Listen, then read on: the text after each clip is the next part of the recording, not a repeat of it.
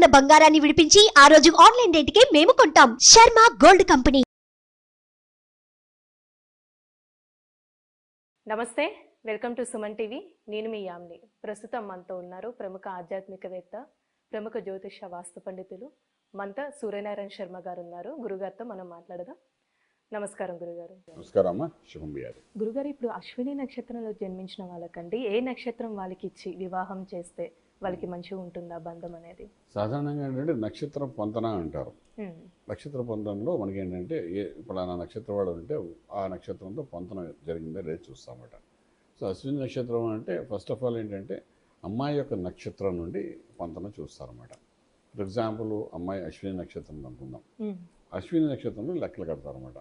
తర్వాత వచ్చే నక్షత్రాలు ఏది, అందులో సాధన తార ఉందా, సంపత్ తార ఉందా, మిత్రధార, పరమిత్రధార, ఇలాగా రకరకాలుగా తారలు అని చూస్తామంట. దీనికి ఒక క్యాలిక్యులేషన్ అంతా ఉంటుందన్నమాట. ఇది పంచాంగం మనకి ఎప్పుడు కనబడుతుంది అన్నమాట.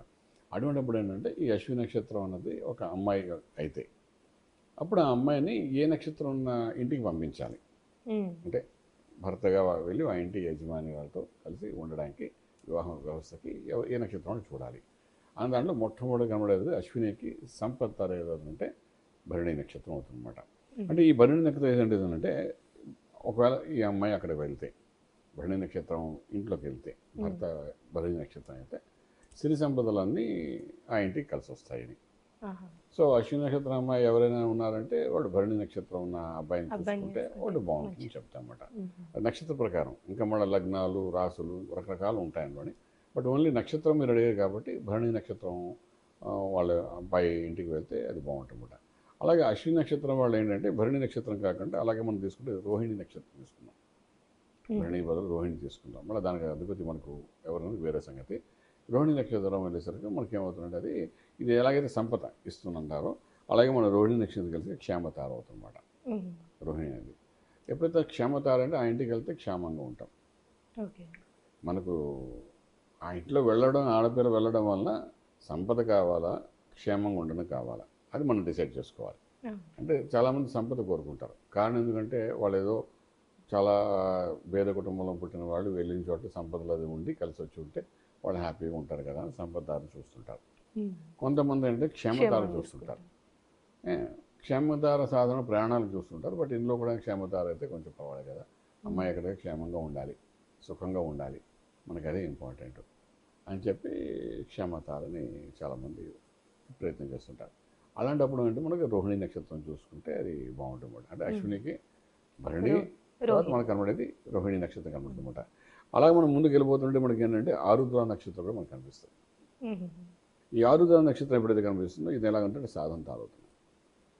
ఇప్పుడు సాధారణంగా అంటే ఒక్కొక్కసారి పెద్ద పెద్ద వాళ్ళు పెళ్ళిళ్ళు చేసేటప్పుడు అంటే మన ఇంట్లో మగ పిల్లడు ఉన్నాడు, వీడు ఏమీ సాధకుడు కాదు, ఏదో అలాగా తండ్రి గారి ఆస్తిని ఖర్చు పెట్టాడు కూడా లైన్లో గాడీలో పాడలేదు, వీడికి సరైన అమ్మాయిని చూసి పెళ్లి చేస్తే కాబట్టి లైన్లోకి రాడు అని అనుకున్నారనుకోండి.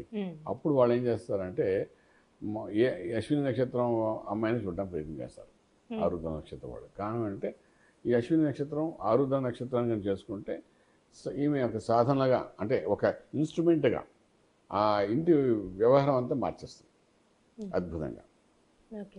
సో సాధారణ పూర్వాశ్రమంలోని అంటే మనకు ఒక 20-30 ఏళ్ల క్రితం రోజుల్లో ఏం చేసేవారంటే ఇలా చూసేవారు. ఒక వ్యాపార కుటుంబం ఉంది, ఒక వైశ్యాసులు మంచి వ్యాపారస్తులు ఉన్నారు, లేకపోతే ఒక బంగారు వ్యాపారస్తులు ఉన్నారు, లేకపోతే బట్టల వ్యాపారస్తులు ఉన్నారు. వాళ్ళు ఏంటి వాళ్ళ పిల్లలు సాధారణంగా ఏంటంటే చదువు తక్కువ ఉంటుంటుంది, వ్యాపారంలో దింపేస్తుంటారు. ఎందుకంటే వ్యాపారం మాకు ముందుగా చదువు ఏంటిది, కానీ వాడు ముద్దుగా తయారవుతాడు, ఏ పని చేయలేకనే ఉంటాడు. అప్పుడు వాళ్ళు ఆలోచించినప్పుడు ఏం చేస్తారంటే సాధనతారంతో కూడిన నక్షత్రం చూడాలనుకుంటారు. సో మన పిల్ల అశ్విని నక్షత్రం అమ్మాయి కానీ ఒకవేళ కానీ ఆరుద్ర నక్షత్రం ఉన్న అబ్బాయిని చేసుకుంటే ఒక సాధకురాలాగా వెళ్ళి వాడి లైఫ్ని మారుస్తుంది, ఒక ట్రెండ్ సెట్ చేస్తుంది, వాళ్ళకి ఒక లైఫ్ ఇవ్వడానికి ప్రయత్నం చేస్తుంది. ఇవన్నీ ఎక్కడ కనబడతాయంటే ఈ అమ్మాయి వస్తే పెళ్ళి అయితే కానీ బాగుపడరా అంటుంటారు చాలామంది, పెళ్ళి అయిన తర్వాత బాగుపడ్డారా అని చెప్పి చాలామంది ఉంటారు. ఇవన్నీ ఎందుకంటే ఇలాంటి నక్షత్రాలు వాళ్ళు చూసి చేయడం వల్ల అమ్మాయి రావడమే సాధనతో చేసిన సక్సెస్ఫుల్ అని ఉంటుంది మనం చెప్పుకుంటాం అన్నమాట. ఇది ఒక బెస్ట్ నక్షత్రం. అంటే మనం ఇప్పుడు భరణి అనుకున్నాం ఒకటి, అలాగే మనం కూడా చూస్తే రోహిణి అనుకున్నాము, అలాగే మనం చూస్తే ఆరుద్ర నక్షత్రం అని చెప్పుకుంటున్నాం అన్నమాట. ఈ 3 నక్షత్రాలు అశ్విని వాళ్ళు. అలాగే ఇంకొక 3 నక్షత్రాలు ఉన్నాయి. అదేంటంటే పుష్యమి నక్షత్రము, ఆశ్లేష నక్షత్రం కూడా అశ్విని వాళ్ళకి బాగానే ఉంటుంది. సో ఇది ఏంటంటే ఈ పుష్యమి నక్షత్రం అంటే మన శని నక్షత్రం కదా అని అనుకోవడానికి ఏం లేదు మనం. అలా వెళ్ళకూడదు ఇంకా మాట. అలాగే ఆశ్లేష నక్షత్రం మనకి బుధుడు నక్షత్రం కదా, అలా అని చూడదు. నక్షత్రాలు సాధన సంపద ఇవన్నీ ఒక ప్రమాణికంగా మన పెద్దవాడు పంచాంగాలు రాసింది, ఆ రాసిందే మనం ఫాలో అవుతుంటాం అన్నమాట. సో ఈ రకంగా ఏంటంటే అశ్విని నక్షత్రానికి భరణి బాగుంటుంది. అలాగే అంటే ఒక లైన్లోకి వస్తాయి మనకున్న 27 నక్షత్రాలలోని మనం తీసుకుంటే కనీసం ఒక 12 నుండి 14 నక్షత్రాలు సూట్ అవుతాయి అశ్విని నక్షత్రాలకి.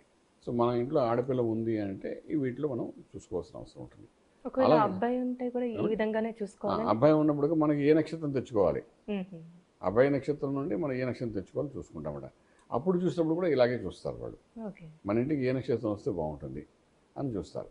సాధన తార కావాలా, సంపద తార కావాలా, అమ్మాయి వస్తే మనకు సంపదలు కావాలా, అమ్మాయి వస్తే మనకి ఇల్లు నిలబెట్టాలా, మిత్రతార కావాలా, పరమిత్రతార కావాలా, ఇలాగా చూసుకుంటారు వాళ్ళు. చూసుకుని నక్షత్రాన్ని మనం బేస్ చేసుకుని మనం ముందుకు వెళ్దామన్నమాట. ఇట్లాంటి కంపేర్ చేసుకుంటూ మనం ప్లానింగ్ కానీ చేసుకుంటూ కానీ ముందుకు వెళ్ళగలిగితే మనకేంటంటే ఇందులో ఉన్న 10 పాయింట్లు ఉంటాయి. వివాహం అనేసి 10 రకాల పాయింట్స్ ఉంటాయి. సో అందులో ఒక పాయింట్ ఏంటంటే నక్షత్ర సంబంధం, అంటే నక్షత్రం కలిసే తారాబలం కలిసిందా లేదా అనేది ఒక పాయింట్ అనమాట. ఈ తారాబలాలు కలిస్తే దానికి ఇంకొక పాయింట్ ఏంటి వస్తుందంటే ఎన్ని మార్కులు వచ్చాయని వస్తుంది. సో అశ్విని నక్షత్రం నుండి భరణి నక్షత్రానికి ఎన్ని పాయింట్లు మార్కులు వస్తున్నాయి, ఇది మళ్ళీ ఒక పట్టి ఉంటుందన్నమాట. అలాగే అశ్విని చూసి ఆరుద్ర నక్షత్రానికి ఎంత పాయింట్స్ వస్తున్నాయి.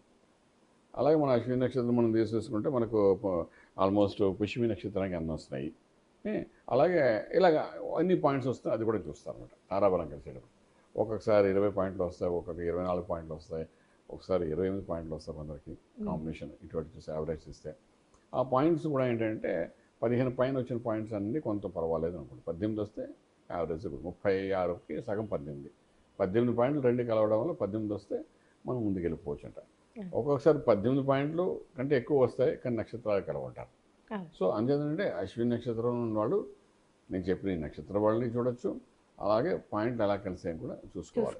చూసుకుని ముందుగా వెళ్ళగలిగితే ఏంటంటే ఒక బేసిక్గా కొంత 50% వరకు మనం పర్వాలేదు అని పాజిటివ్ ఉందని చెప్పడానికి అవకాశం ఉంటుంది. చాలా చక్కగా తెలియజేశారండి, ధన్యవాదాలు. శుభం బియాదు.